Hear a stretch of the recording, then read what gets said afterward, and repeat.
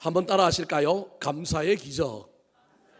오늘은 우리 교회가 추수감사절로 지키는 주일입니다. 전통적으로 한국 교회의 추수감사절은 11월 셋째 주입니다. 이것은 미국 교회가 지키는 추수감사절을 그대로 가지고 왔기에 우리 계절과 맞지 않고 조금 늦은 느낌들이 있습니다. 왜냐하면 우리는 10월 중순 말 되면 이미 추수 다 끝나고 11월 말로 가면 찬바람이 불어서 축제 분위기가 나지 않고 조금 쓸쓸한 감이 있어서 11월 셋째 주일을 추수감사절로 지키는 교회보다는 현대는 한 달을 땡겨서 10월 셋째 주일에 지키는 교회들이 훨씬 더 많아졌습니다. 문제는 계절에 따라서 10월 셋째 주가 너무 이른 때도 있다는 것이 문제입니다. 10월 셋째 주가 됐는데 어떤 해는 아직도 곡식이 다 들어 있어서 추수가 안 돼 있는 때도 있기 때문에 그것 또한 문제였습니다. 그래서 저는 우리 교회에 부임하자마자 추수감사주의를 어떻게 해야 될까, 너무 이런 것도 너무 늦은 것도 문제인데 어떻게 할까 고민하다가 에라 모르겠다, 중간 11월 첫째 주일을 추수감사주일로 선포하고 지금까지 달려왔습니다. 20세기 최고의 물리학자 알버트 아인슈타인이라고 하는 사람이 이런 이야기를 했습니다. 과학자임에도 불구하고 그는 과학의 세계, 논리가 지배하고 있는 세계에서도 그는 신앙인으로서 늘 마음속에 품고 있었던 것이 있는데 기적이 일어나는 삶입니다. 그의 삶 자체가 기적이라고 하는 것을 그는 깨달았습니다. 같이 한번 읽어볼까요? 시작. 인생에는 두 종류의 삶이 있다. 하나는 기적 같은 건 없다고 믿는 삶이요, 다른 하나는 모든 것이 기적이라고 믿는 삶이다. 그런데 내가 생각하는 인생은 후자의 삶이다. 사랑하는 성도 여러분, 여러분은 지금 어떤 삶을 살고 있습니까? 여러분의 삶에는 기적이 일어나고 있습니까? 아니면 기적은 믿지 않고 나는 이성과 논리, 통계만이 존재하는 시대에 나는 그것만 바라보고 살아가고 있다고 생각하는 분은 없습니까? 저는 우리 교회 성도들이 삶의 현장에서 기적을 좀 경험했으면 좋겠습니다. 무미건조한 삶이 아니라 기적 같은 일들이 일어났으면 좋겠습니다. 아니면 삶 자체가 잘 해석되어서 내 삶이 기적이다, 나라고 하는 존재가 기적이다, 지금 내가 살고 있는 이 삶이 기적이라고 느껴지는 일들이 일어났으면 좋겠습니다. 그렇다면 어떻게 해야 기적이 일어날까요? 기적이 일어나고 기적이 체험되어지는 데는 여러 가지 요인들이 있지만 그 중에 가장 중요한 요인 중에 하나가, 기적은 다른 곳에서 오지 않고 감사할 때 온다는 것입니다. 감사하는 자에게 기적이 있고 기적이 일어납니다. 믿겨지지 않겠지만, 논리적으로 이해가 되지 않지만 기적을 일으키는 동력 중에 가장 중요한 것 중에 하나가 바로 감사라고 하는 사실을 저와 여러분이 잊어버리면 안 됩니다. 오늘 우리가 읽은 본문 말씀에도 여호사밧이라고 하는 유다 왕이 감사함으로 말미암아 기적을 체험한 사건이 기록되어 있습니다.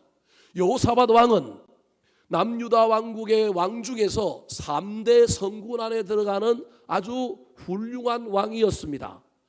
그의 왕정 중간에 아합과 동맹함으로 실수하고 범죄의 길을 가기는 했지만 대체로 이 왕은 하나님을 잘 섬긴 왕이었습니다.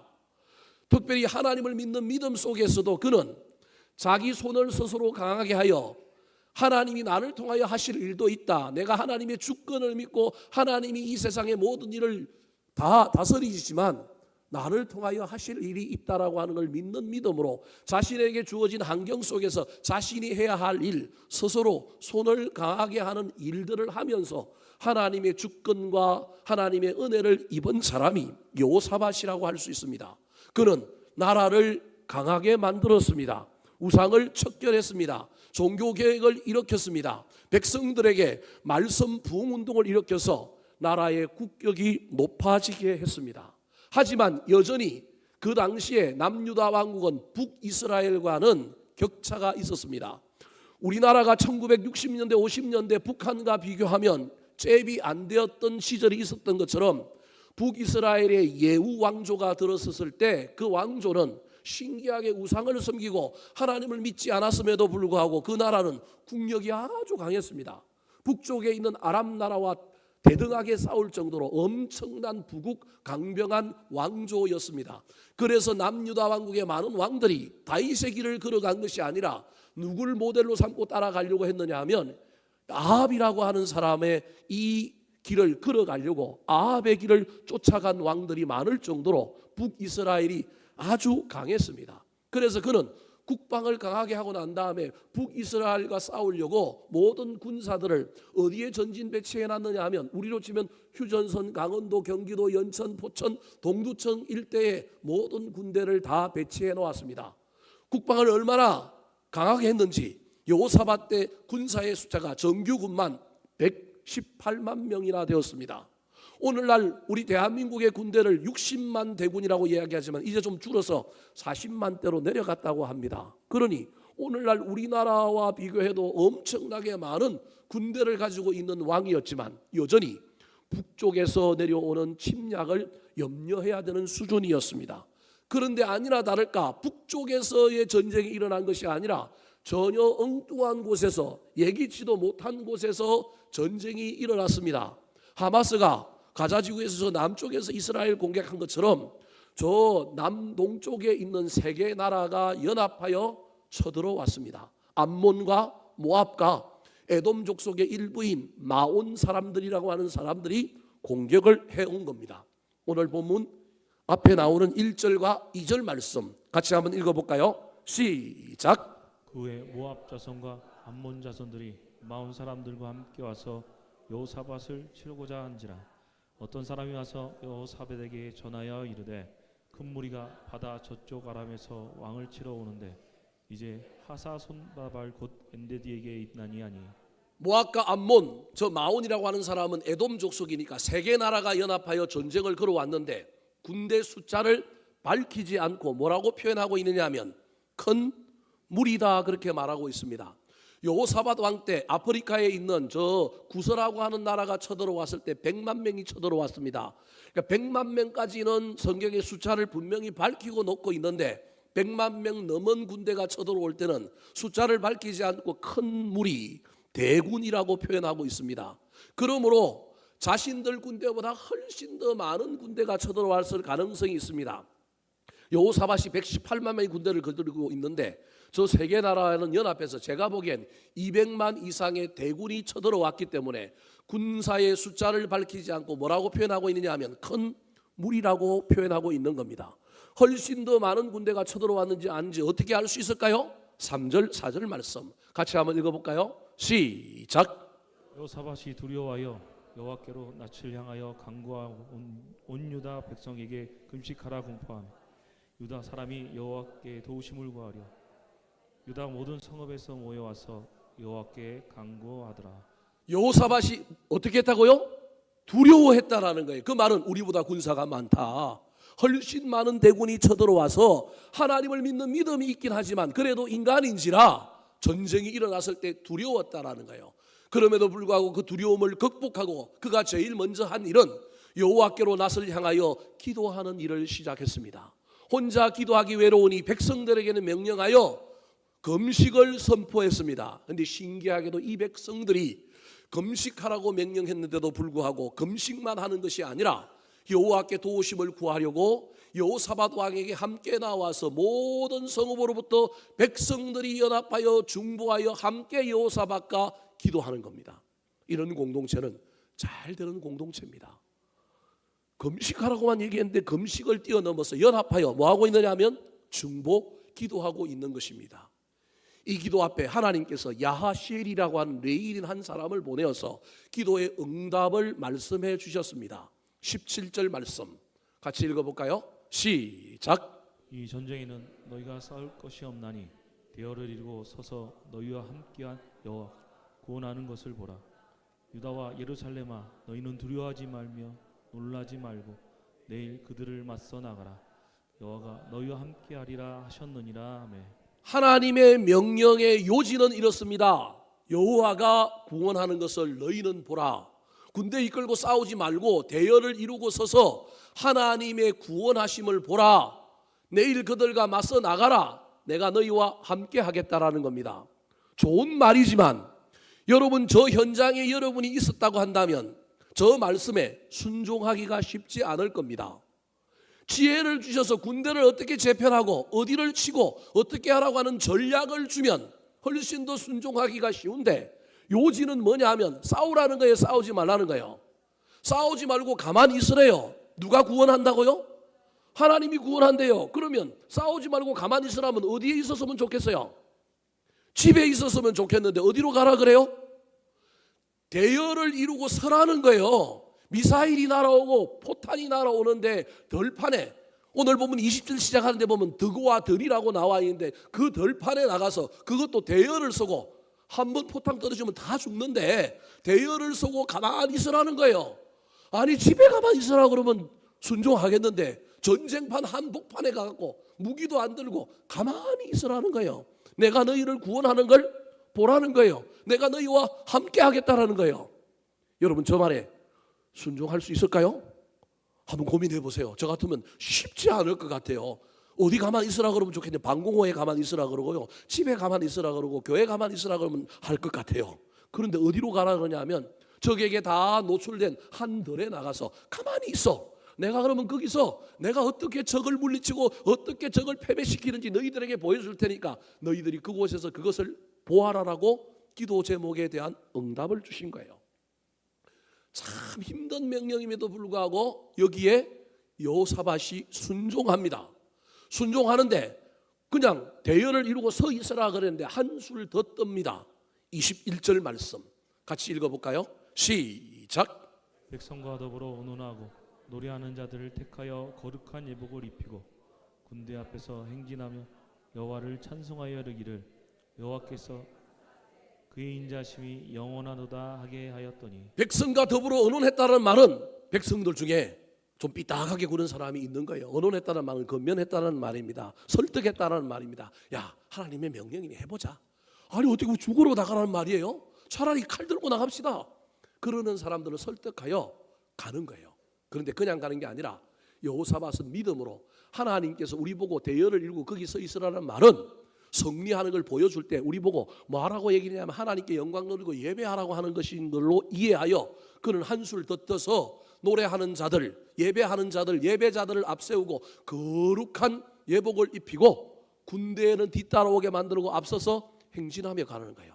분명히 하나님께 우리에게 승리를 주실 것이니 그 승리를 보고 우리 하나님께 찬양하고 예배해야 되겠다. 그런데 가다 보니 보고 난 다음에 할 것이 아니라 언제 하자? 미리 하자. 주신다고 그랬으니 승리의 계가를 부르고 나아가면 분명히 더 이길 것이다라고 하는 믿음의 발동. 나가라 그랬는데 그냥 나가는 게 아니라 노래하는 사람 앞세우고 나가고, 보고 난 다음에 예배해야 되고 찬송해야 되는데 미리 뭐 하고 나아가요?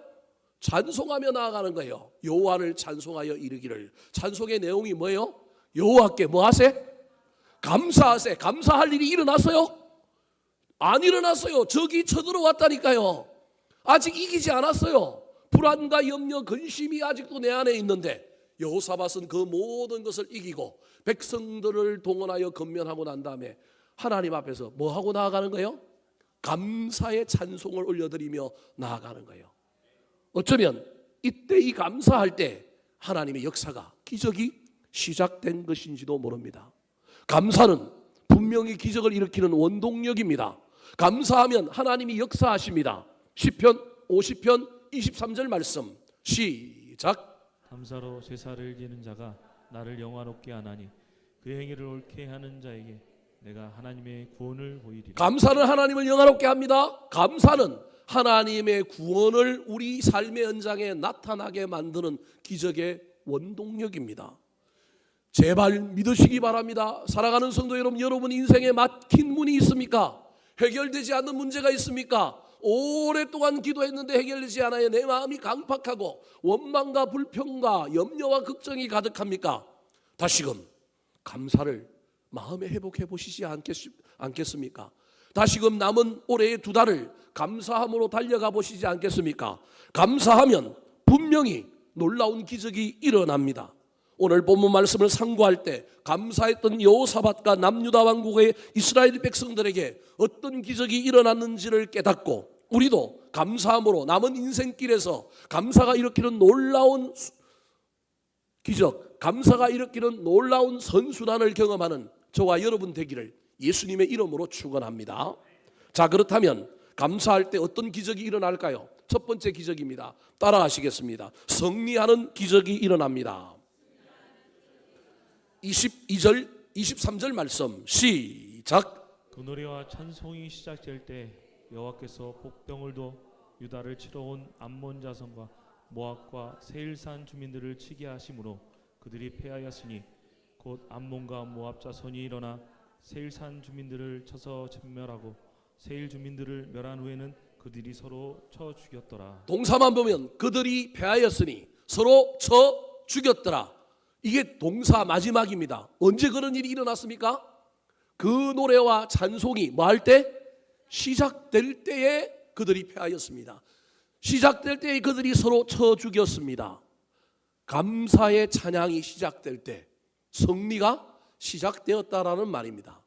그 승리의 주된 동력은, 주된 전략은 하나님이 만드신 복병이었습니다. 저 복병이 무엇일까요? 성경학자들은 복병을 두 종류로 해석합니다. 하나는 세계 나라가 연합하여 오다가 특별히 에돔, 마온이라고 하는 사람, 오늘 성경에는 세일이라고 표현되어 있는 저 사람들은 페트라라고 하는 협곡에 들어가 있고 그 협곡에 들어오는 길이 아주 가늘기 때문에 거기에 진을 치고 있다가 들어오는 무역하는 사람들을 쳐서 노획물을 빼앗는 것이 이 세일 사람들, 에돔 족속의 주특기인데 이들이 어쩌면 전쟁하다가 마음이 변하여, 물론 그것도 하나님이 마음을 변화시켰을 가능성이 있는데 그들이 복병하여 있다가 모압과 암몬 사람들을 쳐서 전쟁을 일으켰을 가능성이 있다라는 거예요. 왜냐하면 23절에 보니까 곧 암몬과 모압 자손이 일어나 세일산 주민들을 쳐서 뭐하고요?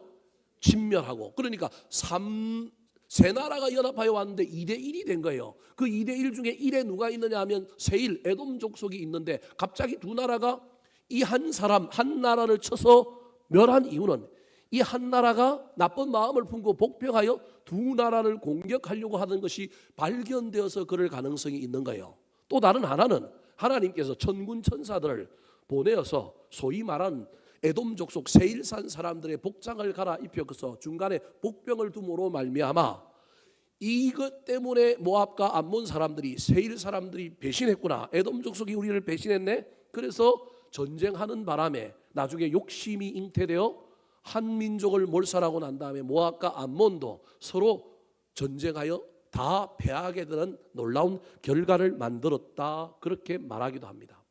천군 천사가 복병이 되었던, 세일 사람들이 마음이 변하여 복병이 되었던, 복병이 되게 만든 건 누가 하신 것입니까?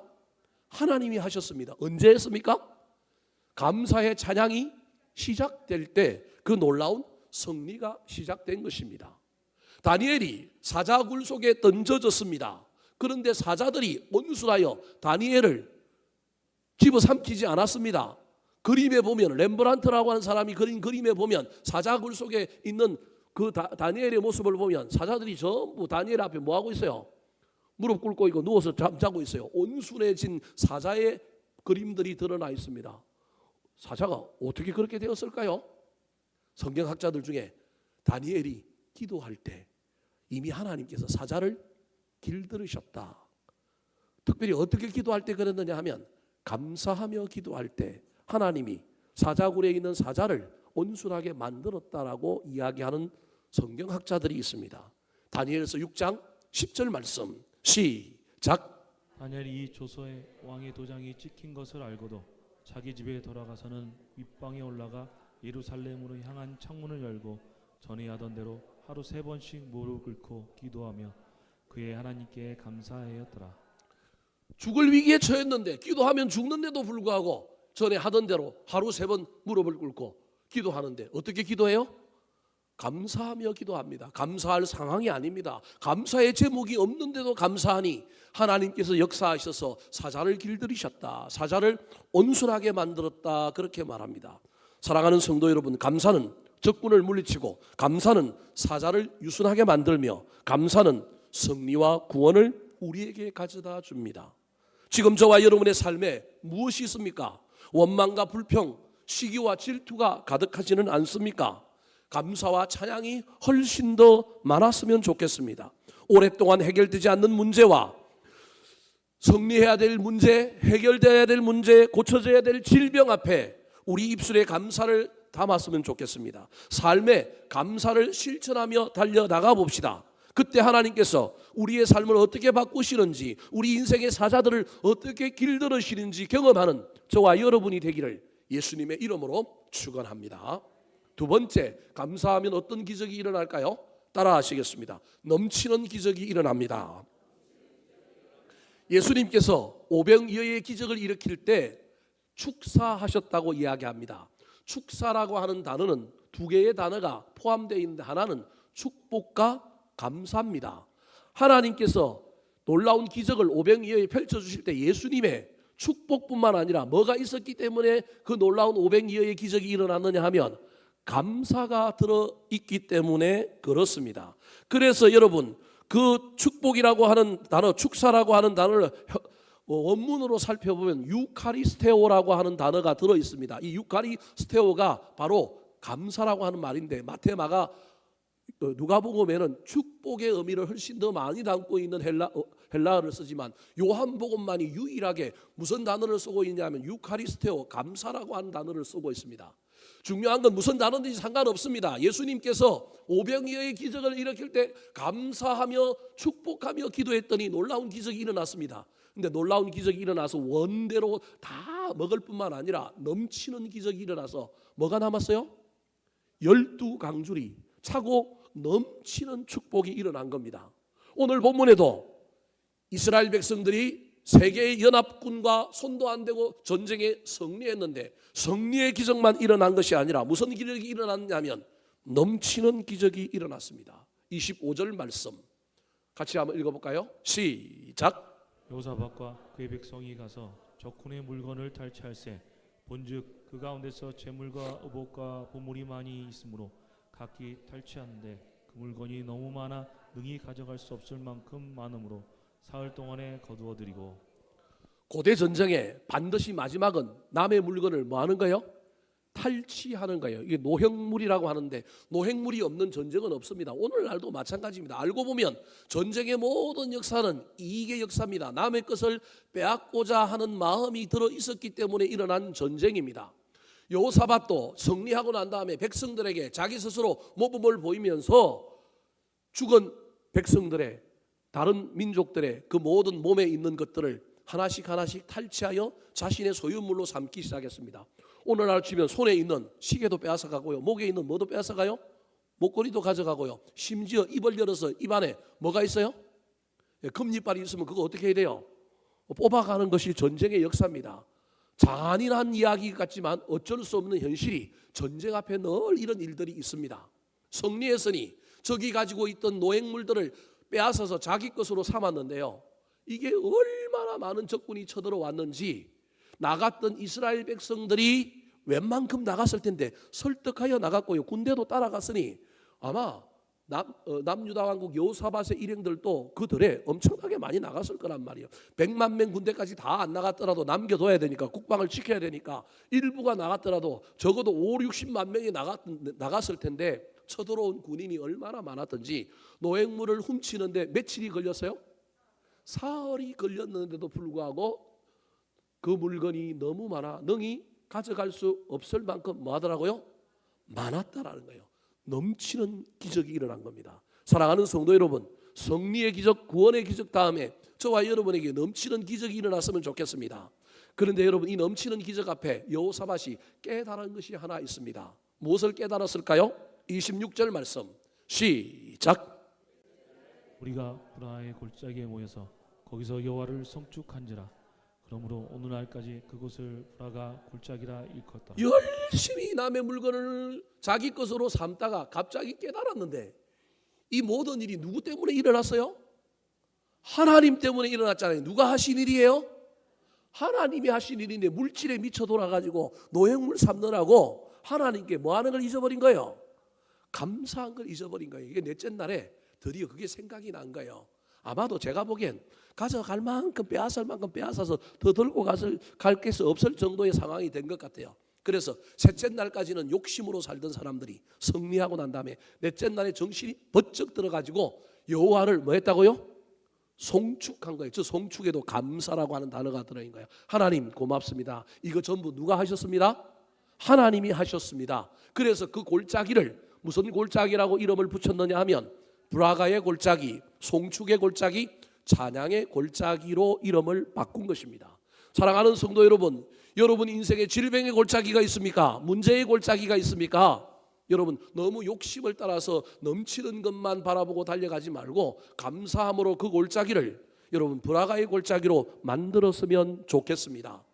이스라엘 백성들이 자신들이 가지고 있는 것이 자신의 노력으로 된 것이 아니라 하나님의 은혜임을 깨닫고 하나님께 감사할 때 물질만 넘친 것이 아니라 무엇이 넘쳤느냐 하면 감사가 넘쳤고 은혜가 넘친 것입니다. 만약에 이때 넷째 날에 정신을 못 차렸으면 나중에 큰일이 벌어졌을지도 모릅니다. 이 넷째 날에 정신을 차리고 하나님께 영광을 돌리고 하나님께 감사함으로 말미암아 물질만 넘치는 것이 아니라 은혜가 넘치지 않았으면 성리 이후에 큰 비극이 그들에게 왔을지도 모릅니다. 그런데 넷째 날에 정신을 차리고 성리한 이후에 다시금 물질만 넘치는 것이 아니라 뭐가 넘쳤느냐 하면 은혜가 넘쳐가지고 우리 하나님께 감사하자, 우리 하나님께 찬송하자. 그러므로 말미암아 비극의 씨앗이 사라지게 되는 것입니다. 고린도후서 4장 15절 말씀 시작. 이는 모든 것이 너희를 위함이니 많은 사람이 감사로 말미암아 은혜가 더하여 넘쳐서 하나님께 영광을 돌리게 하려 함이라. 사랑하는 성도 여러분, 성리했다고 교만하면 안 됩니다. 성리 이후에 여러분 물질만 넘치면 큰일 납니다. 은혜도 동시에 같이 넘치지 않으면, 감사도 넘치지 않으면 성리가 저와 여러분에게 또 다른 문제를 야기하게 될 것입니다. 우리를 또 다른 비극으로 몰아넣게 될 것입니다. 그런데 다행히도 이 여호사밧과 그의 백성들에게는 물질만 넘친 것이 아니라 성리 이후에 뭐도 넘친 거예요? 은혜가 넘친 거예요. 감사가 넘친 거예요. 사랑하는 성도 여러분, 저와 여러분의 인생 가운데 형통의 길을 걸어오고 있는 여러분이 있습니까? 이 추수감사절에 정신을 차리고 주님이 하셨습니다. 하나님의 은혜입니다. 고백할 수 있었으면 좋겠습니다. 물질만 넘치는 것을 형통이라고 여기지 마시고 감사가 넘쳤으면 좋겠습니다. 은혜가 넘치는 것이 진짜 형통이요 복이 된다는 사실을 기억하여 저와 여러분의 인생에 성리의 기적 다음에 넘치는 기적, 특별히 은혜와 감사가 넘치는 기적이 이어지게 되기를 우리 구주 예수 그리스도의 이름으로 축원합니다. 마지막입니다. 감사하면 어떤 기적이 일어날까요? 따라 하시겠습니다. 기쁨과 평안의 기적. 자, 오늘 본문에 보면 승리한 이스라엘 백성들이 돌아올 때 무엇으로 돌아오느냐 하면 기쁨으로 돌아옵니다. 기쁨뿐만 아니라 하나 되어 돌아옵니다. 27절, 28절 말씀 같이 한번 읽어볼까요? 시작. 유다와 예루살렘 모든 사람이 다시 여호사밧 선두로하여 즐겁게 예루살렘으로 돌아왔으니 이는 여호와께서 그들이 그 적군을 이김으로써 즐거워하게 하셨음이라. 그들이 비파와 수금과 나팔을 합주하고 예루살렘에 이르러 여호와의 전에 나아가니라.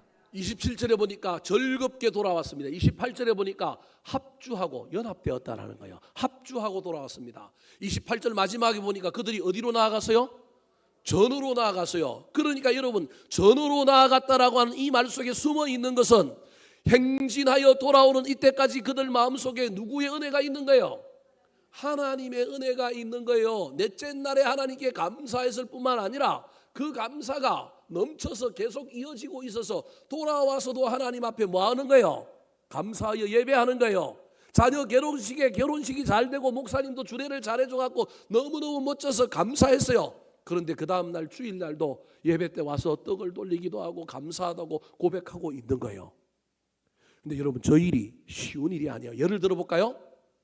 노획물을 탈취할 때 사람들 마음에는 뭐가 있느냐 하면 욕심이 있어요.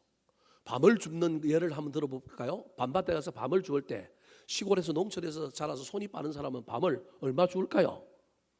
대따 많이 주어요. 양수록 근사님 이렇게 대따 많이 주어요. 근데 어떤 사람은 이걸 안 해봐갖고 밤을 조금밖에 못 주었어요. 그러면요, 인간은 어쩔 수 없어요. 남의 떡이 어때요? 커 보여요. 기분이 몹시 이상해요. 나빠요. 근데 양순옥 권사님이 좀 더 줘요. 그러면 평안해져요.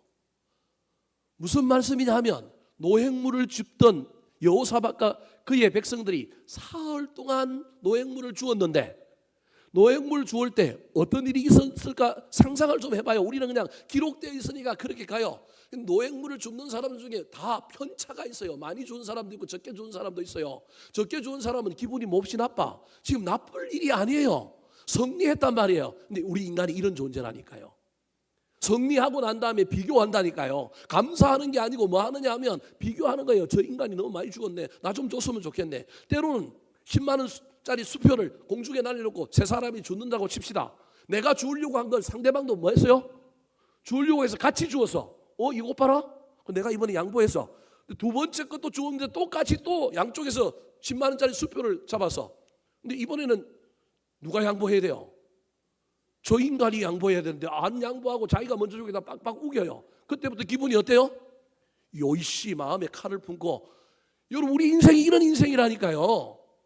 그런데요, 그러다가도 뭐가 발견되면? 은혜가 발견되면, 뭐가 넘치면? 감사가 넘치면 누가 얼마를 주었느냐, 누가 얼마를 가지고 있느냐의 문제가 아니라는 거예요. 셋째 날까지는 욕심으로 요익당하고 전부 출발선에서 갔는데 전부 욕심을 가지고 갔는데 승리한 이후에 이게 파탄으로 갈 수도 있고 비극으로 갈 수도 있고 누군가가 삐져 돌아올 수 있는데 넷째 날에 정신이 든 거예요. 이거 누가 하셨지? 하나님이 하셨지. 그래서 물질만 넘친 게 아니라 은혜가 넘치는 것이 얼마나 중요한지 몰라요. 은혜가 넘치고 감사가 넘쳤더니 그 자리에서 찬송함으로 그 골짜기를 브라가 골짜기로 만들었기 때문에 돌아올 때 무엇으로 돌아올 수 있는 거예요? 기쁨으로 돌아올 수 있는 거예요. 바꾸어 말하면 감사가 넘치면 무엇이 넘친다고요? 기쁨이 넘치는 거예요. 감사가 넘치면 뭐 할 수 있느냐 하면 연합할 수 있는 거예요. 악기쟁이들이 비파와 수금과 나팔을 불 수 있는 거예요. 그것도 혼자 부르는 것이 아니라 뭐 하고요? 합주하고 있는 거예요. 저 인간이 기타를 세게 치면 내가 좀 살 쳐주고, 저 인간이 뭘 좀 다르게 하면 내가 좀 해주고. 좋은 음악은 합주가 이루어지는데 서로 잘났다고 두 악기가 서로 쨍쨍거리면 시끄럽잖아요. 그런데 합주하는 거예요. 여러분이 은혜가 넘치고 감사가 넘쳤다는 의미가 바로 28절에 그들이 어디에 들어갔다고요? 여호와의 전에 나가. 뭐 하려고 들어간 거예요? 예배하고 감사하려고 들어간 거예요. 사랑하는 성도 여러분, 저와 여러분의 인생에 감사가 한순간만 있고 사라져버리는 것이 아니라 감사가 지속되었으면 좋겠습니다. 감사가 유지되었으면 좋겠습니다. 전쟁 나갈 때도 감사함으로 나갔고, 전쟁 중에 노획물을 거둘 때도 감사함으로 거뒀고, 돌아올 때도 무슨 마음으로 거뒀어요? 감사함으로 왔어요. 그랬더니 우리끼리 연합이 되고 하나됨으로 말미암아 공동체가 똘똘 뭉쳐 있으니 외적이 보고 난 다음에 저기는 싸우면 안 되겠다. 그래서 물리적으로 남유다 왕국에 전쟁이 없는 뭐가 이루어졌느냐 하면 평화가 이루어졌답니다. 29절 30절 말씀 시작. 이방 모든 나라가 여호와께서 이스라엘의 적군을 치셨다 함을 듣고 하나님을 두려워함으로 여호사밧의 나라가 대평화했으니 이는 그의 하나님이 사방에서 그들에게 평강을 주셨음이더라. 물리적 평화 에이레네가 임했는데 그 임함의 이유는 뭐냐면 여전히 백성들이 감사와 하나됨이 있는 거예요. 감사로 말미암아 기쁨이 있어서 하나됨이, 그 하나됨의 결속력 때문에 주변 국가들이 도저히 남유다 왕국을 침범할 마음이 없는 거예요. 한번 전쟁 수순이 또 암몬과 모압이 또 와야죠. 그런데 저거 하면 안 되겠다. 그런데 우리끼리 싸우고 우리끼리 찢고 벗고 우리끼리 힘들어하면 저것들 봐라 기회네 쳐들어오지 않겠습니까? 감사가 넘치는 바람에 기쁨과 평화가 넘쳐서 사방에서 그들에게 뭘 주셨다고요? 평강을 주셨다. 사랑하는 성도 여러분, 감사함으로 승리하셨으면 좋겠습니다. 감사함으로 응답받고 감사함으로 기도가 이루어지고 문제가 해결되었으면 좋겠습니다. 그때 교만하지 마시고 다시금 감사를, 은혜를 넘치게 하시기 바랍니다. 그리하여 하나님께서 여러분의 인생 가운데, 여러분의 가정에, 사업체에, 직장에, 사방에 평강을 주시는 놀라운 일들이 일어나기를 축복합니다. 암을 치료하는 호르몬 중에 하나가 엔돌핀이라고 하는 호르몬이 있습니다. 이 엔돌핀이 뇌가 만들어내는 일종의 몰핀입니다. 몰핀의 다른 말이 엔돌핀이란 말이야. 사실은 뭐 뇌가 만들어내는 몰핀이 엔돌핀이에요. 항암 작용을 하고 통증을 완화시키는데 필요한 것이 이 엔돌핀인데, 최근에 의사들이 이 엔돌핀의 4,000배의 효과가 있는 새로운 호르몬을 발견했는데, 그것이 무엇이냐면 다이돌핀이라고 하는 호르몬을 발견했습니다. 다이돌핀은 항암 작용을 넘어서서 사람을 평안하게 만들고 행복감을 주는 호르몬이라고 하는 별명을 가지고 있는 겁니다. 의사들이 연구를 했습니다. 생리학자들하고 어떻게 하면 그럼 이 다이돌핀이 생성되느냐? 쉽게 말하면 감동을 받았을 때 사람 몸에 다이돌핀이 생성되더라는 것이에요. 좋은 노래를 들었거나 좋은 공연을 보아갖고 감동의 마음이 막 들어왔을 때 그 사람의 피를 뽑아서 호르몬 검사를 해보니까 다이돌핀에 그게 많이 들어있는 거예요. 아름다운 풍경을 보고 압도당했을 때 우와 멋지다 근사하다 이랬을 때 무슨 호르몬이 나오느냐 하면 다이돌핀이라고 하는 호르몬이 나오는 거예요.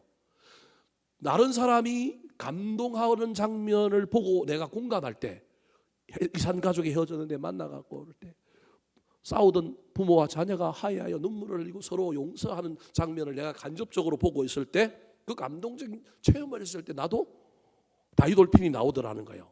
전혀 알지 못했던 새로운 진리를 깨달았을 때도 이 다이돌핀이 나오더라는 거예요. 또 다른 하나는 진심으로 고맙고 감사하다고 여길 때 무슨 호르몬이 나오느냐 하면 다이돌핀이 나온다라는 거예요. 이 호르몬이 나오는 사람들은 암을 걸린 사람들도 오래 지속하여 살고 암을 걸려도 낫는 확률이 훨씬 더 많다라는 것을 의사가 발견한 거예요. 그래서 의사들이 실험을 했어요. 실험을 해가지고 말기암 환자들 그리고 1, 2기 암 환자들을 조사를 했는데, 조사를 하면서 어떤 걸 발견했느냐 하면 그냥 평범하게 그냥 암을 염려하고 걱정하는 사람들, 말기 암 환자가 살 수 있는 그 프로테지가 25% 20%가 채 안 된대요. 4기 정도가 된 암 환자들은 암에 따라 좀 다르지만 일반적으로 한 4기 지나면 생존율이 그렇게 3년 이내에 생존율이 20% 되지 않는다는 거예요. 근데 그런 환자들을 대상으로 전국에 4,000명을 모아가지고 실험을 했대요.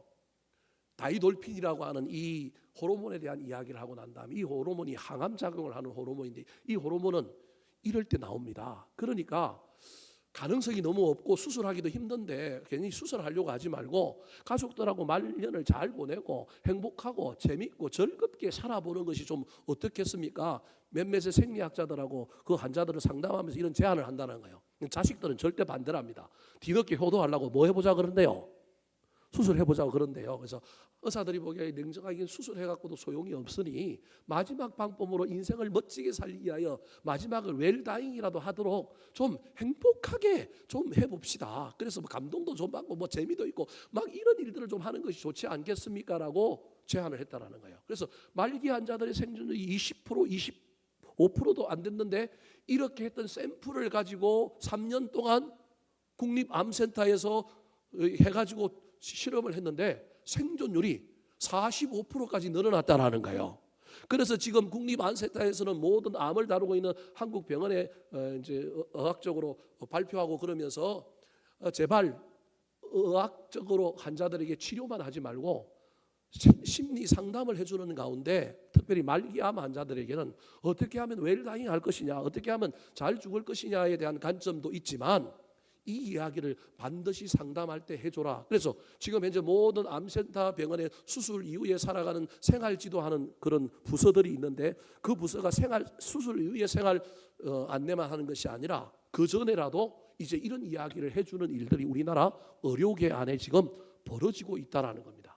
문제는 아까 5가지 정도 얘기를 했는데 그 중에 마지막에 고맙고 감사하다고 하는 일이 생겼을 때도 다이돌핀이 생기지만, 이 뇌가 조금 멍청해가지고 똑똑한 줄 알았는데 멍청해가지고 진심으로 고맙고 감사한 일이 생길 때만 다이돌핀이 생기는 게 아니라, 말을 내가 고맙다고 하고 감사하다고 하면 내가 짱구라서 자기 스스로 마음을 어떻게 먹는다고요? 좀 마음이 릴렉스해지고 마음이 좀 유순해지고 마음이 좀 착해져서 고마운 마음과 감사한 마음이 조금 생긴답니다. 전혀 그렇지 않은데도 불구하고 내가 말을 하는 순간에 내 말에 누가 영향을 받은 거예요? 내가 내 말을 듣고 영향을 받아가지고 내가 고맙다고 하는 순간, 만약에 원래 고마운 마음이 들었을 때 다이돌핀이 10이 생긴다고 한다면, 고마운 일이 별로 없는데 의지적으로 내가 고맙다고 하고 감사하다고 하는 순간 이 내가 그것을 착시 효과로 받아들이는 바람에 10까지는 아니더라도 3, 4 정도의 뭐가 나오더라? 다이돌핀이 나오더라. 이게 지금 최근에 의학계의 보고입니다. 제가 무슨 얘기를 하려고 하느냐 하면, 의사들도 이런 연구를 하는데 우리는 그런 연구 안 해도 다 알잖아요. 신앙적으로, 영적으로. 할 수만 있다면 저와 여러분이 입술에 뭘 담아야 될까요? 감사를 담아야 되지 않겠습니까? 심지어 지금 세상에서는, 의학 쪽에서는 감사하면 암도 이길 수 있다. 완벽하지는 않지만 암도 이기는 호르몬이 나온다고 하는데, 우리 그리스도인들은 이미 성경 안에서, 신앙 안에서 알고 있는 이 진리를 왜 내팽개치고 그렇게 원망하고 불평하고 사느냐예요. 잠시 잠깐 원망하고 불평한 마음이 들더라도 빨리 정신을 차리고 사흘 동안 노획물 줍느라고 열심히 욕심부리고 살다가도 나흘째 되면 정신을 어떻게 해야 돼요? 차려야 하지 않겠습니까? 한 해가 10개월이 지났습니다. 이제 2달 남았습니다. 정신 차리고 저와 여러분의 삶에 다시 한번 감사를 회복했으면 좋겠습니다. 감사를 붙들고 나가서 하나님이 2달 짧은 기간이지만 내 인생에 어떤 변화를 주는지, 어떤 기적을 일으키는지 경험하는 저와 여러분이 되기를 우리 구주 예수 그리스도의 이름으로 축원합니다. 한번 따라 하실까요? 감사의 기적, 승리의 기적, 넘치는 기적, 평안의 기적.